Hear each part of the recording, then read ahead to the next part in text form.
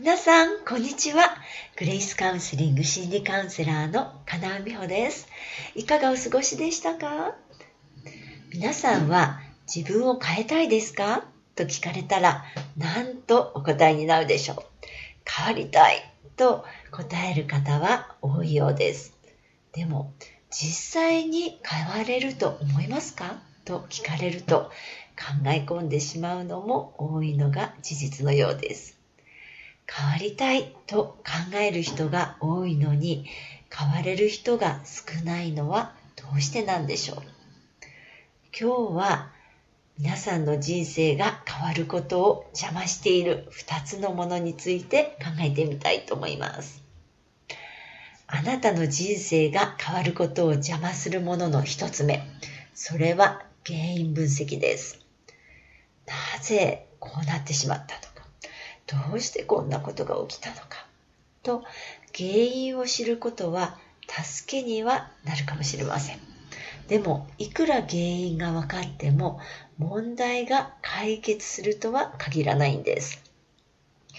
例えば風邪をひいた時に上着を着ないで出かけたから風邪をひいてしまったと原因を知ることは同じ失敗を繰り返さないために役に立ちますよね。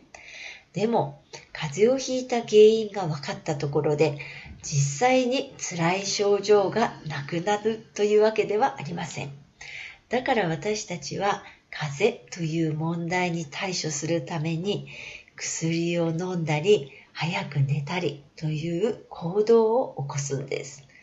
なぜ風邪をひいてしまったのかと原因を分析し続けても風邪は治らないと知ってるからです。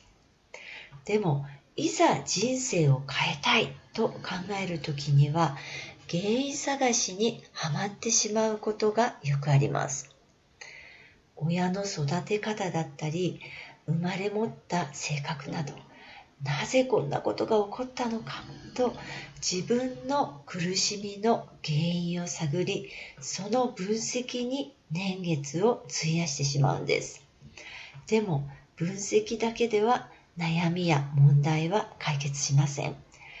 思い通りにできない自分を責める気持ちがある人ほど責めきれない気持ちが逃げ場を失って原因究明に行ってしまうために時間を費やしてしまうようです。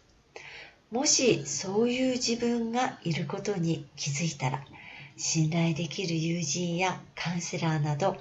自分を肯定してくれる人、励ましてくれる人といつも一緒にいる時間を増やしてください。そうやってまず自分が変わるための心のエネルギーを蓄えるところから始めると行動に移しやすくなります。人生を変わることを邪魔するもの2つ目、それは恨みと責めです。こうなってほしくなかったと自分の人生に思う人ほどその原因を作った相手に恨みを覚えるのは当然のことかもしれません。あなたの人生をどうしようもないほど傷つけた相手を恨んで生きていたとしてもそれは間違っていると誰が言うことができるでしょう。あなたは被害者なのだから被害者として生きていく権利があります。でももし本当に自分の人生を変えたいならあなたが持っている当然の権利を放棄する必要があるんです。あんな親に育てられたから自分の人生はこうなってしまったと自分の被害にフォーカスしている状態は過去の被害が今の人生にもそして未来のあなたの人生にも影響を与え続けることを許可していることになってしまうからなんです。だからあなたが持っている権利を手放さなくてはならないんです。私たちはいつどこで被害者になるかわかりません。生まれてくる家庭を選ぶこともできませんよね。自分がいい子だとか真面目に生きてきたということも被害者になるかどうかに関係はありません。あなたのせいではないのに、すべての痛みが償われることはなく、場合によっては自分を傷つけた加害者が悔いることもなく、罰せられることもなく、のほほんと生きているということもあります。そんな時、せめて自分の苦しむ姿を見せて、罪の重さを思い知らせてやりたいと考えることも当然あります。でも、そういう悔しさも含めて、被害者でいることを手放していかない限り、